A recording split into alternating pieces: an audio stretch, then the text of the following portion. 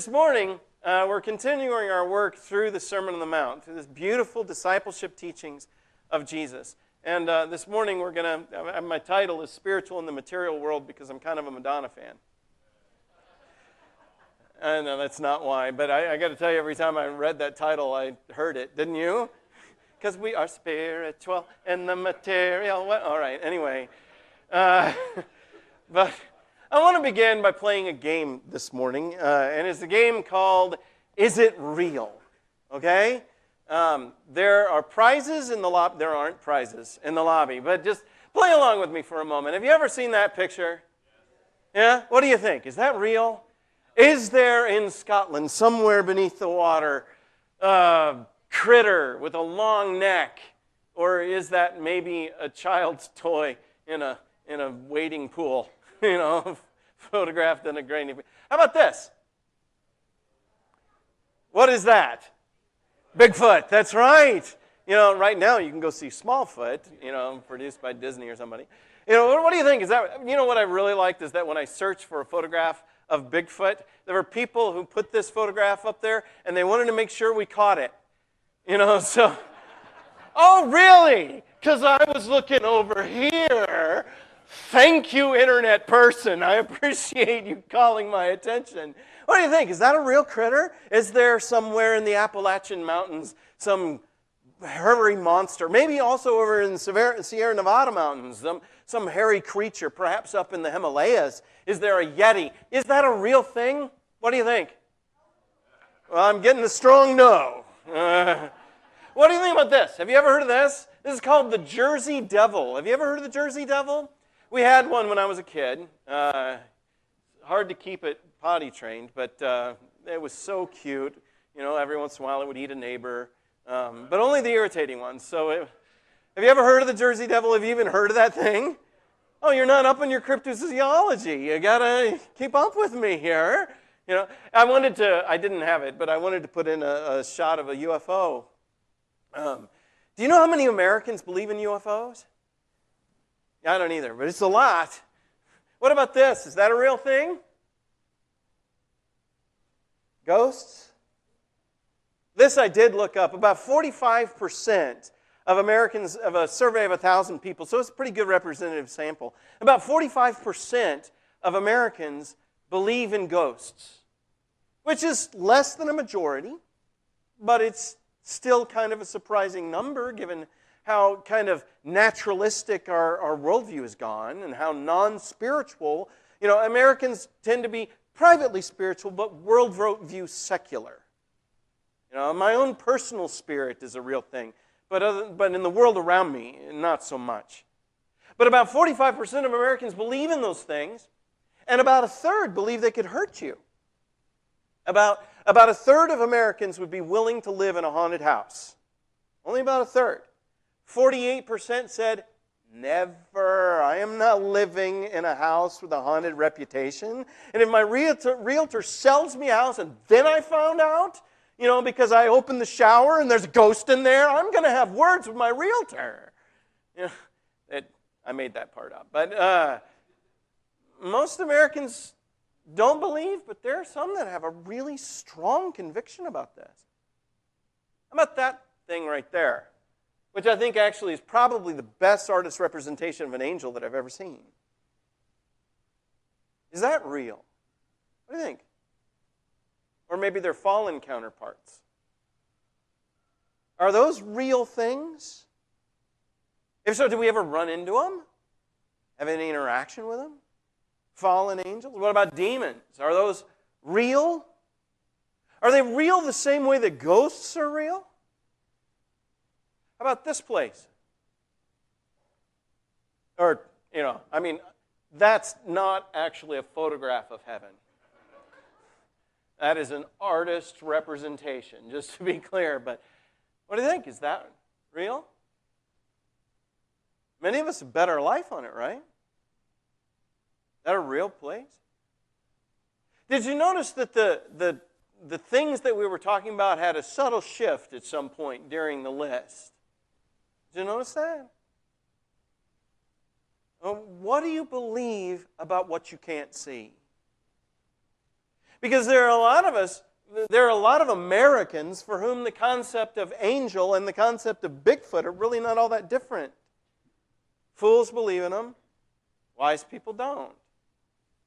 And if you can't see it or taste it or touch it, why would you believe in it? So the big question comes, what is real?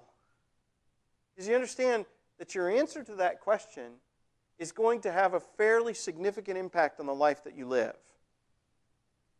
You understand that? That's why we've been coming again and again and again. The life that we live, we've been coming again and again to sit down on the mountainside with Jesus and listen to his mountainside teachings.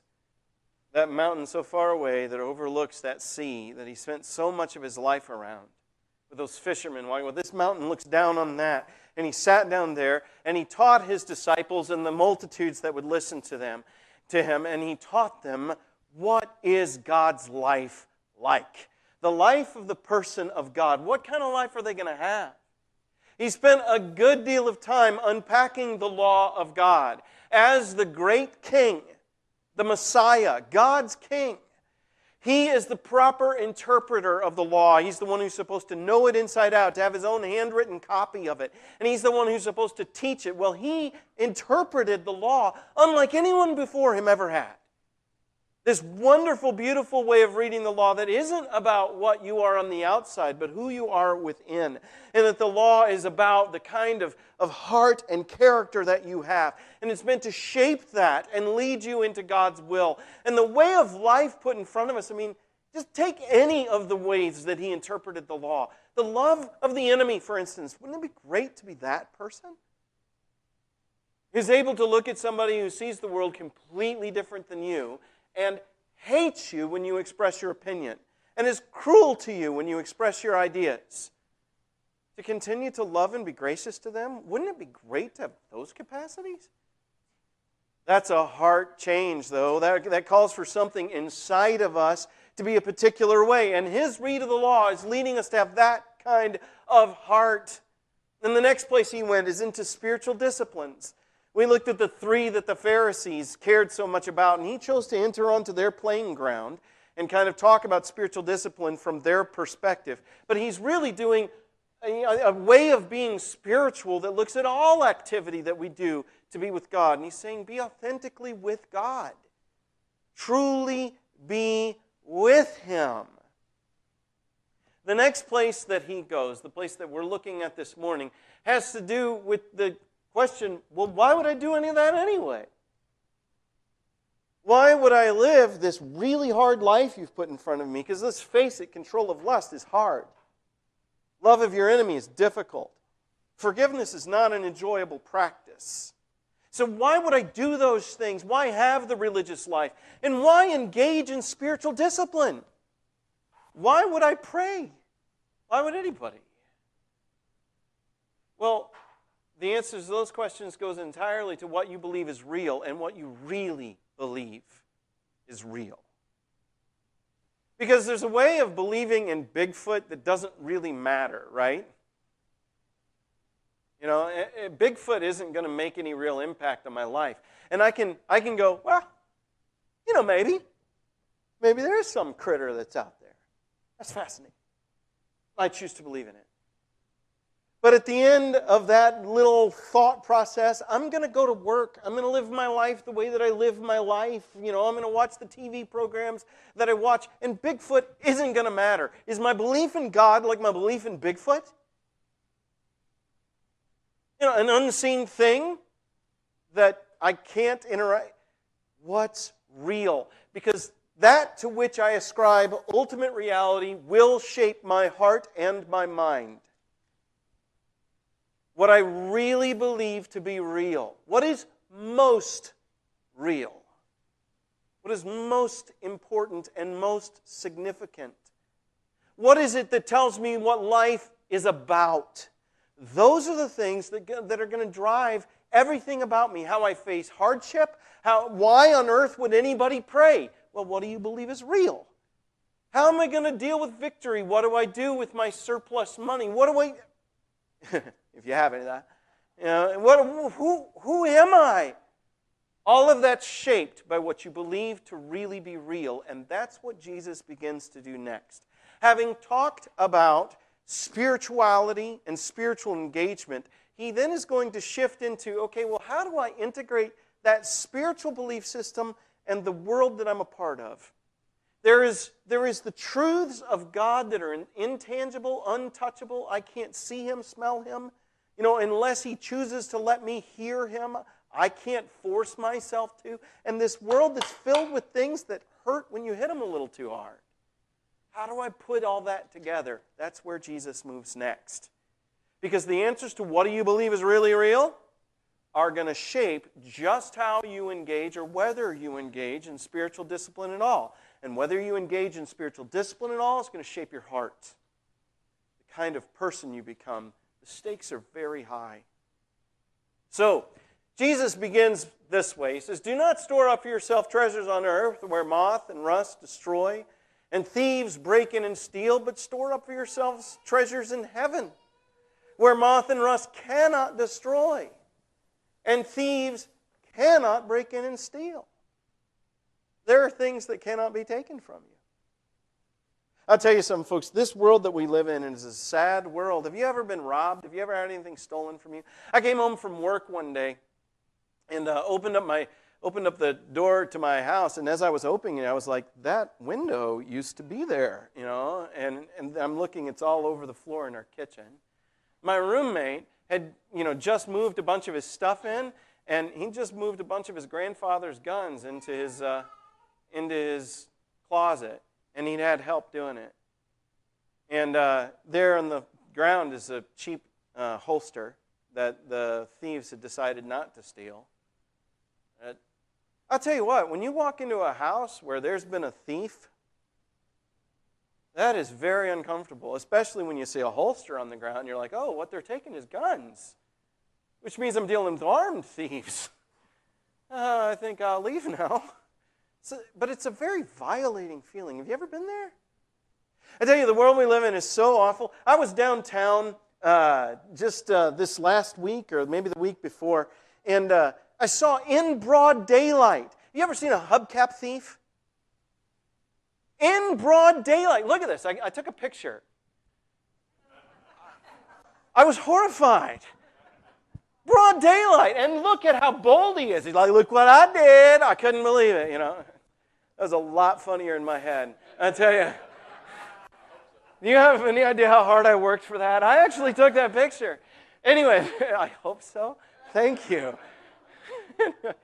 The fact of the matter is, though, the treasures that we have here, it doesn't matter. Have you ever done that moment where you take out the sweater that you've stored for the winter and you put it on, and you're like, it's your favorite sweater, it's the one that keeps you warm and toasty, and you're like, oh, man, I remember when I had this.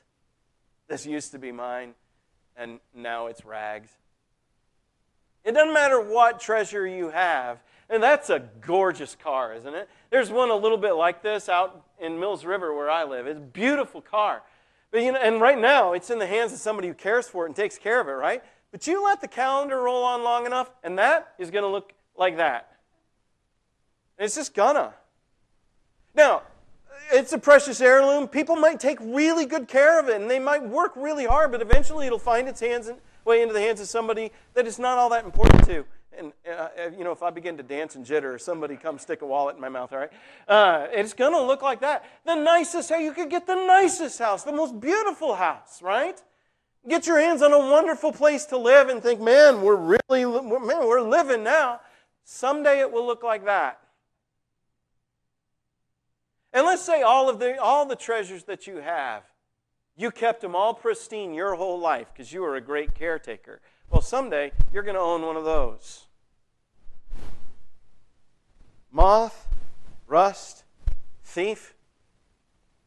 What you've got there is the chaos of the broken world represented by the moth, the decay of the broken world represented by rust, and the injustice of the broken world represented by the thief. And death is the ultimate representative of all of them because it takes everything you've got. I don't care how precious the thing you have. You got an heirloom ring belonged to your great-great-great-great-grandmother? You won't have it in heaven. You won't. Why do people invest so heavily in things that they cannot keep? We can't keep them. You can't take it with you. And people will make their whole lives about being the person with the nicest stuff.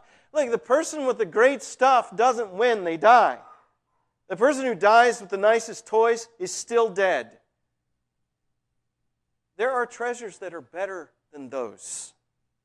And I don't think it's bad to have a nice thing. I don't think that's Jesus' point. You know, celebrate in the joy of God's creation. And it can be beautiful and wonderful to feast. It can be nice to have a nice thing or a nice place to live or a good car. Great, glad you've got them. But you aren't that thing. Don't fall for it. And that thing isn't really real the same way. It's real. It's part of creation. It could even be redeemed. But if it owns you and tells you who you are, then it's in the wrong place in your heart. And it will kill you. There are better treasures. So what are the treasures of heaven? Well, what is it that you take with you from this world? What is it that's waiting for you that you stockpile to be waiting in the next world? What is that? Well, it's the person you are. It's the heart that you've got. And the treasures of heaven maybe look something like this. The ability to be truly and entirely compassionate to a hurting person. To have the heart inclined towards compassion. Wouldn't that be great to be that person? Or the ability to forgive every wound. Anything that you take, that you could forgive it. Can you imagine being that person without any resentment? Or complete and perfect honesty that pursues truth, even if it's truth you don't like.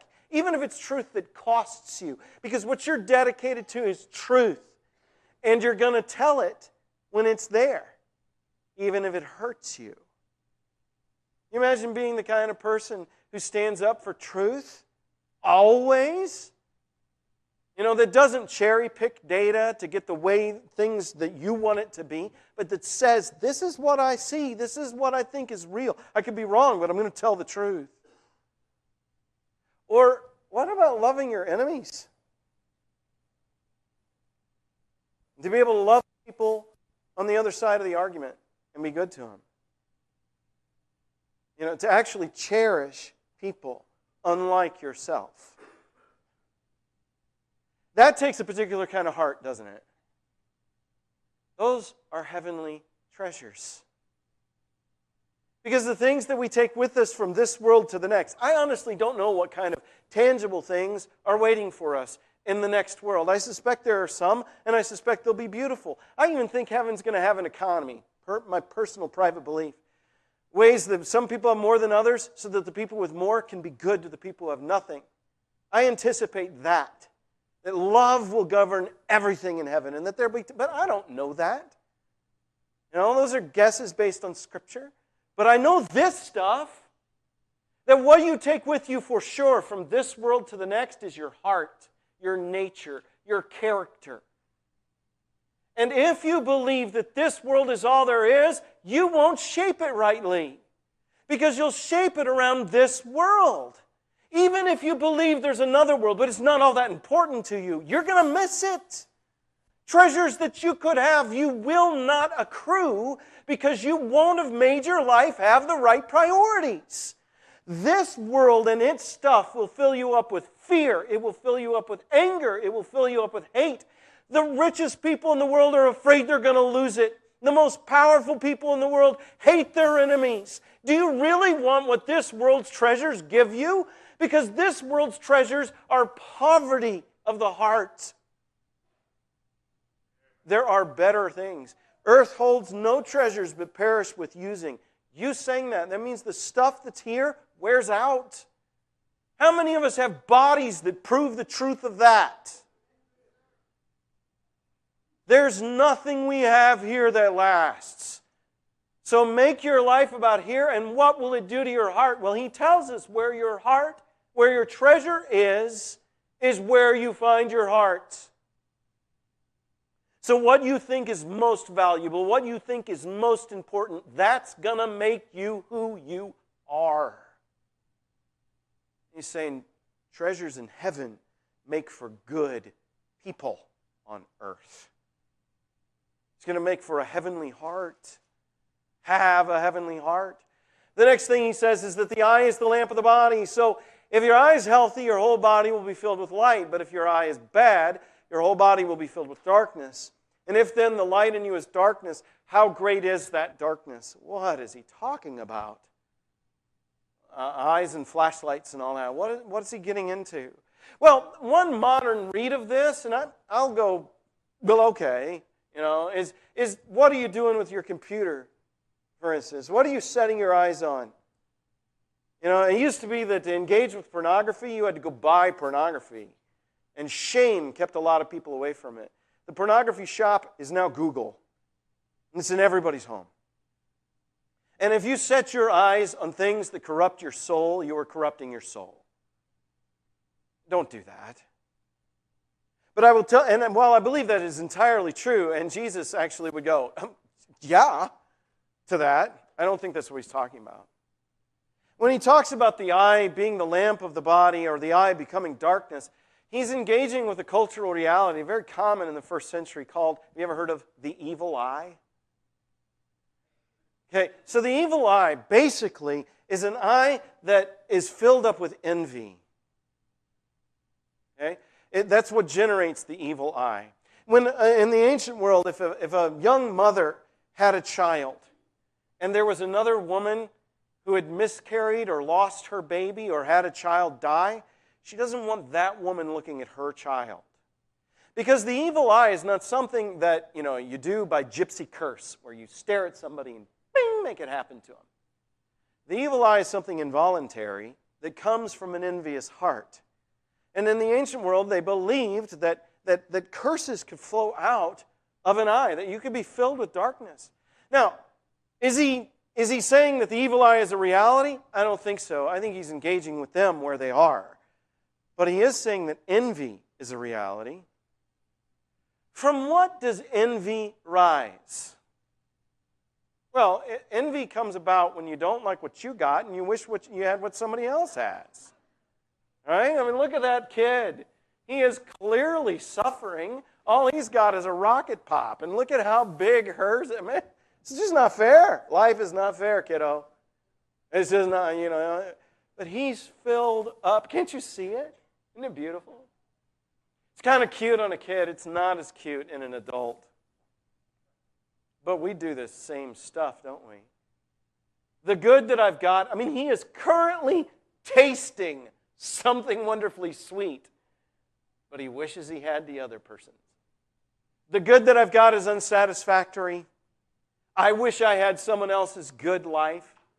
I look at somebody else's financial standing, or I look at somebody else's family life, or I look at somebody else, whatever it is that you wish you had, health, status. And I wish that I had that, not what I've got. It's not fair. The heart that is doing that is taking this world entirely too seriously. There are things waiting for us that this world cannot offer. But the heart that fills up with envy goes, not only, if I can't have it, I don't want you to have it either. That kid is probably thinking about going, not fair, man. That's a bad heart. The eye that looks at the world around and says, I want, I crave, I need, and does nothing to control that, is a heart that's filling you up with darkness.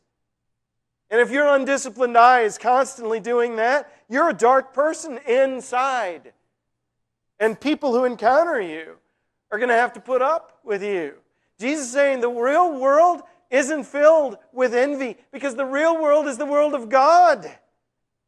And the world that is able to look at what you've got and what somebody else has got with God's perspective might look at that other person and go, you know what?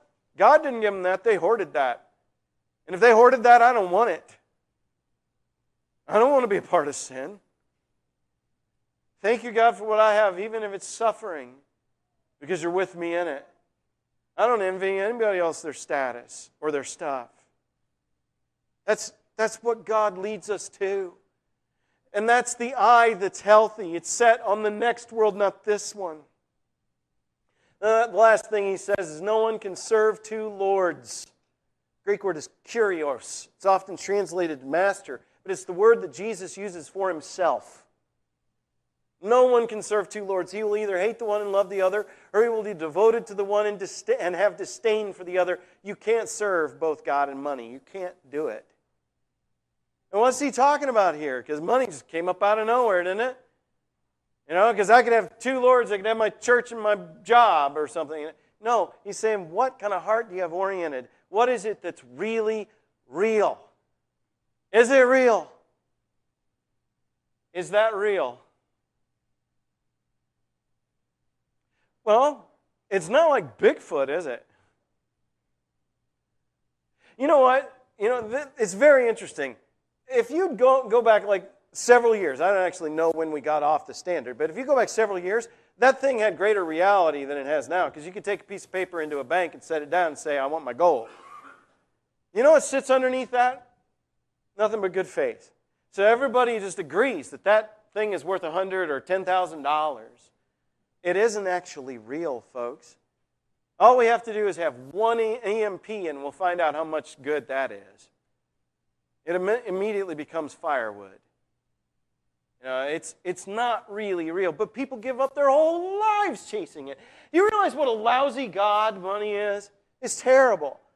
Because it makes you feel insecure. It makes you feel hatred for other people because they want to take it from you. I've met people who actually hate their descendants, their offspring, because of their money. That's insanity. It is spirit, but that's what this God will do to you. It is a terrible, horrible God. But my question was, is it real? Is it real the same way that that is? The God that met us through the burning bush. The God that met us in the cross and in the empty tomb. Those are all stories. I can't spend stories. Yeah, but I'm going to spend eternity because of those stories. Is it real? Because what you believe about this question will set the kind of course you live. And folks, you're going to die. At the end, no matter how much money you had in the bank, you're just as dead as a pauper. But the heart you take with you from this world, now that lasts forever. Why do we invest so heavily, so much energy in that which we cannot keep at the cost of that which we cannot lose? Only a fool would do that. Only a fool. And Jesus confronts our foolishness and says, what is really real to you? What do you truly believe? Folks, the reason he's doing this is because Jesus wants his disciples to become good. And one key to becoming a good person in this world is to set your heart truly into the other. The person who sets their heart into the other world doesn't miss this world. They get both. Because a heart set into God is arranged in this world so it's filled with goodness and justice and love and peace. You get a good life here by living fully for there. But the person who sets their heart only in this world misses them both because you have a wretched life here and you miss out on there. Don't be that. Don't do that. The path to goodness is to take God more seriously than anything else. Than anything else, and that's what he's saying. A spirituality that takes the spiritual world seriously will do literally everything differently. I mean, literally everything. How do you go about your work life? Well, if this is all there is, you better take advantage of every opportunity, meaning take advantage of every customer and every person. But if your heart is set in the next world, you won't do immoral, unethical things. Why not? Because it's not worth the cost to my heart and my soul, which is eternal. I'm not going to do that, even if I could get away with it, because I'll never get away with who I am. It does everything differently. You know, ethics, marriage, and relationship, everything is different if your heart is in the next world. And then finally, Jesus is leading us into a goodness that can never be taken away. It can never be taken away. My friend's guns are gone. No idea where those things ended up. They were family heirlooms, things that were precious to him. They're gone. Everything in this world can be taken from you. Everything can. And ultimately, it will be, because you're going to be put in a box and buried in the ground. And if you make your life about the stuff of this world, you missed it. But there is a goodness that cannot be taken away, because it's not something we have, it's something we are. And that's what Jesus Christ leads us to. And the wise person knows how to set their priorities such that they become that rather than have that. You could be absolutely poor and destitute and be rich in heaven's measurements. That's worth it. You could be incredibly rich. If you're poor by heaven's measuring tools, it's not worth it. It's the eye that sees the true treasures that is healthy and sound and whole, and the heart that longs after God that is actually storing up treasure. How are you doing with this? How are we doing? As I look into my own heart, I hear Jesus' call, and I know every time I hear it, I got to realign. It is so easy to slide away from these spiritual commitments, isn't it? We need His constant call. But sometimes we're like, man, I'm really far away. And if you need the prayers of the saints because of where you've landed about this stuff, let's pray for you. This is Praying Church. We want to do that. It may be that you're carrying a heavy burden. There's something really heavy on you. And it was heavy when you walked in here, and nothing I've said has touched it. Well, we'll pray. We want to pray for you. It doesn't have to be cogent to the message. Come, let us pray for you. And if you're not following Jesus Christ our Lord just yet, start today. There's no better day than today to start following this man. Isn't he great? He's just a beautiful man. He leads you into life eternal. If this morning you're subject to the invitation of God, there's room right here. Why don't you come up here while we stand and sing?